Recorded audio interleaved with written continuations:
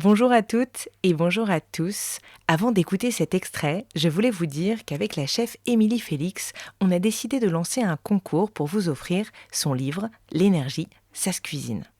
Dans cet ouvrage, Émilie vous donne plein de conseils très simples pour choisir ses produits, les conserver, les transformer, les associer, les déguster et ainsi tirer profit de tous les bienfaits santé de notre alimentation au fil des saisons. Alors, si vous voulez tenter de gagner le livre, vous avez jusqu'au mercredi 13 mai à minuit pour participer et ça se passe sur mon compte Instagram @larecette-maison. Et maintenant, place à un extrait de l'épisode où justement Émilie Félix nous parle de son livre L'énergie, ça se cuisine. On va commencer ? Je t'écoute, je suis prête. Et si on pouvait changer le monde en mangeant ? Dans ce podcast, je vous emmène à la rencontre de celles et ceux qui façonnent l'alimentation de demain. Chefs, productrices, artisans, entrepreneuses, mes invités bousculent les codes pour réinventer notre façon de manger. À travers leurs histoires, ils nous dévoilent les coulisses de nos assiettes, leur impact sur notre société, notre santé, notre planète, et nous partagent ici leurs ingrédients du changement. Bienvenue, je suis Julie Vanocelle et vous écoutez La Recette. La recette. La recette de quoi, du bonheur? Alors j'en ai plein des recettes. Donc je vais vous donner la recette la plus simple. Il y a une recette que j'aime beaucoup. Moi je reste toujours fidèle à la recette. Tu veux que je te donne une recette là tout de suite? C'est une nouvelle recette en plus, il y a marqué sur le packaging. C'est sûr qu'on peut changer le monde en mangeant.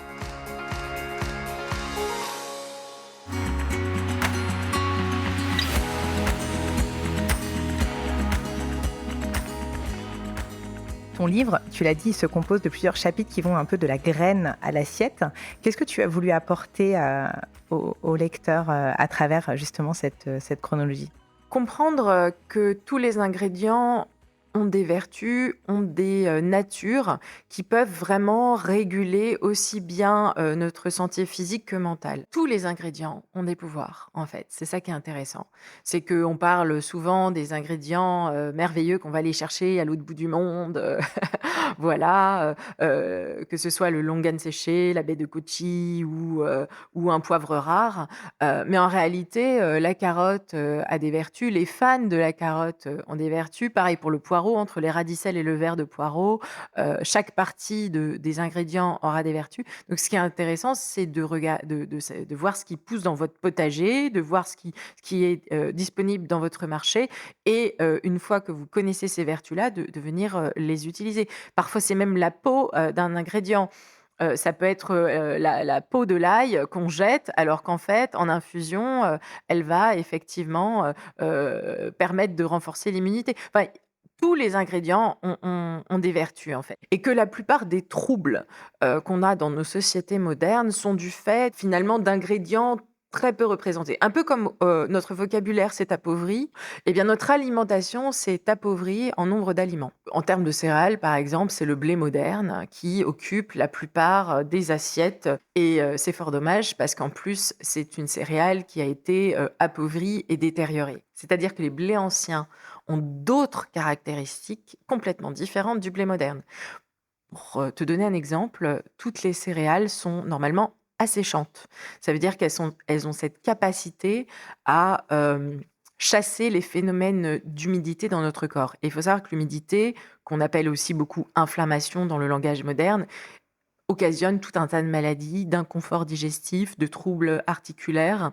Donc, on conseille en médecine d'Antiquité d'assécher notre alimentation. Donc, d'aller chercher des céréales comme le sarrasin, qui est la céréale la plus asséchante, le millet, le sorgho, le riz, bien sûr. Mais le blé moderne est une céréale humidifiante, au même titre que les produits laitiers, les viandes grasses, les alcools. Donc, quand on a une alimentation qui est basée sur du blé, sur des viandes, sur des produits laitiers, on va entretenir ce terrain humidifiant et ça va même faire stagner notre énergie vitale. Donc déjà, avoir cette conscience que quand je choisis de mettre une épice dans ma cuisine, j'assèche mon terrain. Quand je décide d'ajouter des légumineuses dans ma cuisine, j'assèche mon terrain.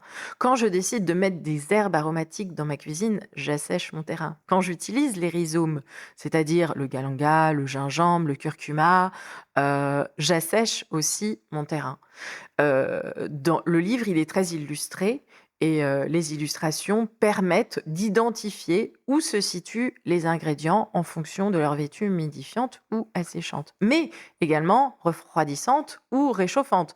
Parce que quand il fait froid, je vais apporter dans mon corps des ingrédients qui vont le réchauffer, qui vont m'aider à mieux supporter le froid.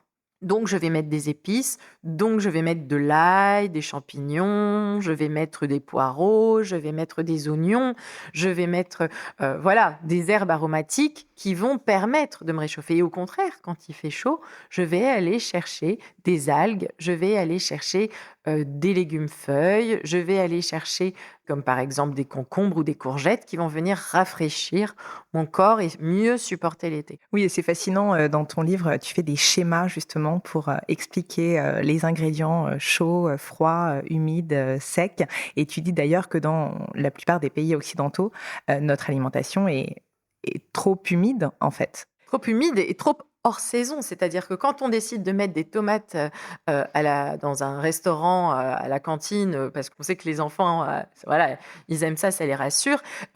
Non seulement c'est un non-sens écologique d'avoir des serres chauffées en plein hiver pour faire pousser des tomates, mais c'est de se dire que l'enfant qui mange une salade de tomates en entrée, quand il sort dans la cour de l'école qui n'est pas chauffée, il va être frileux. Parce que la tomate, elle rafraîchit, donc elle a rien à faire, en fait, en plein hiver. La saisonnalité des produits, c'est souvent la nature fait bien les choses, elle apporte en fait au corps ce dont il a besoin pour supporter son climat.